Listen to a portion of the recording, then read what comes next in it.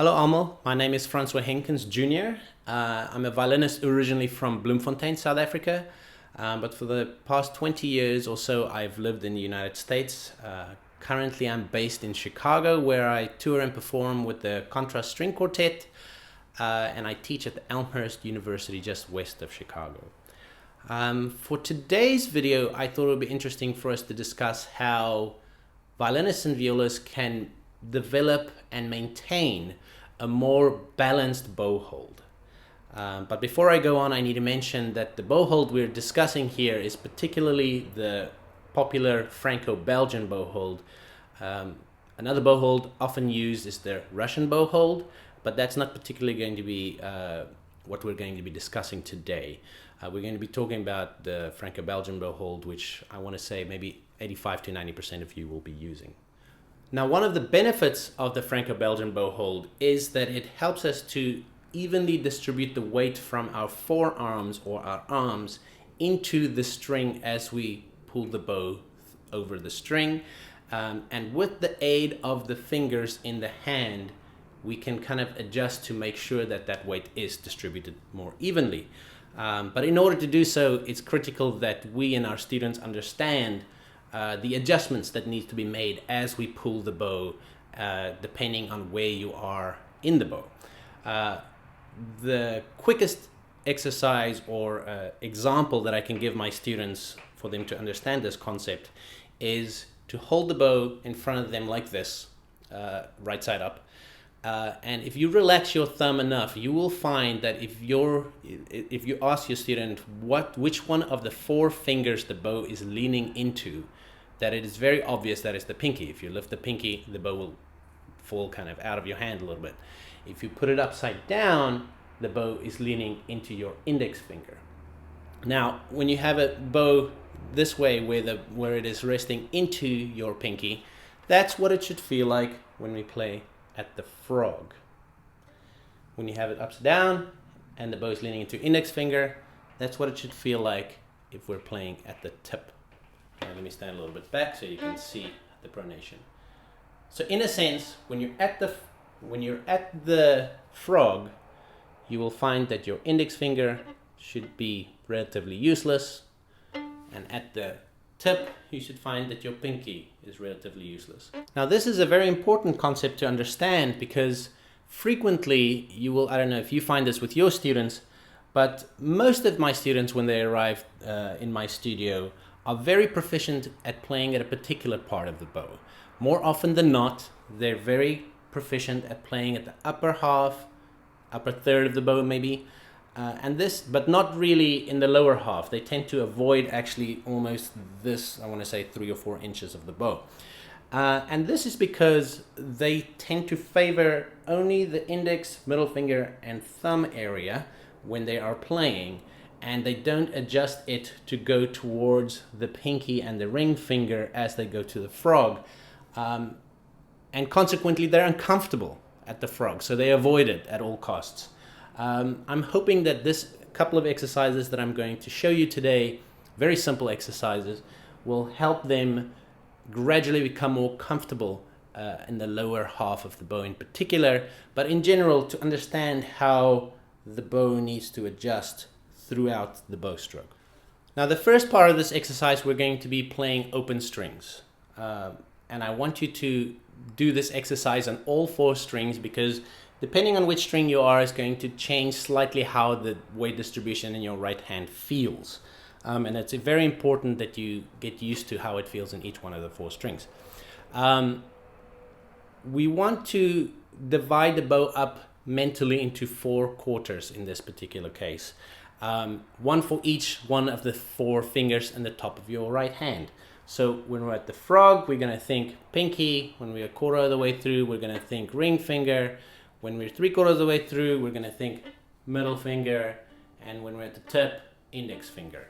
And of course, the reverse going up. One of the things that I find very useful, at least for students who are not comfortable at the frog yet, is if they relax their thumb and index finger considerably when they're at the frog, because that would stop any counter weight or action that they might inadvertently be employing here. If they relax their thumb and their index finger, that will immediately let the bow lean into that pinky of theirs. Another thing that will help them at the frog is if their elbow isn't too low, you know, with this little kink that they have in the wrist, because if it's too low, the pinky doesn't have a lot of support, but if it comes up just a little, that will give the adequate support for the pinky. I think it's always good to give your student a chance to look in the mirror and have the forearm and the wrist area relatively flat in order to give it that adequate support that it needs. So at about 60 beats per minute, I don't want to do it anything faster than that. I would say this is just an example on the D string where your student needs to think pinky, ring finger, middle finger, index finger, index finger, middle finger, ring finger, pinky, pinky, ring finger, middle finger, index finger, and so on and so forth on each one of the strings. Now for the next part of the exercise, we're still going to be on open strings, but I would like to add a little bit of a change in the bow stroke here. I would like you to use those 4 beats at first on a down bow to think about each finger as you go through the bow distribution.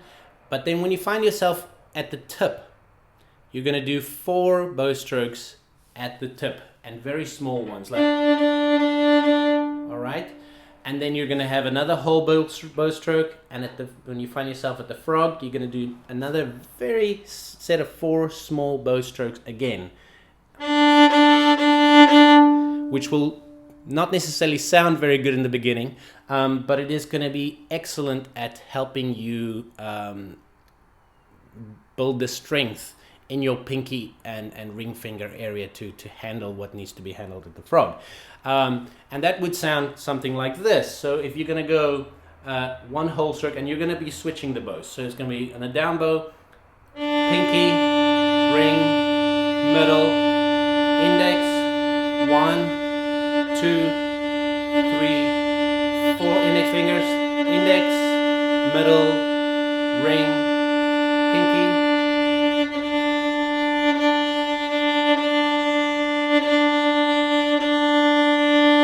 and so on and so forth. You will find that it's going to take a while for your students to get used to this feeling here in the lower half. Now for the final part of this exercise, we're going to continue with the same bow stroke we just employed with the open strings, but we're going to add the left hand and play some scales, and in particular 3-octave scales. I'm going to be showing the notes in the bottom. I have assigned a number for each finger, so don't look at them as fingerings. You'll get, for the left hand, they'll get confusing. The index finger is 1, middle finger is 2, ring finger is 3, and the pinky would be 4. So whatever number you see on each one of these notes will tell you which finger the student or the player needs to be focused on, depending on which part of the bow they find themselves on.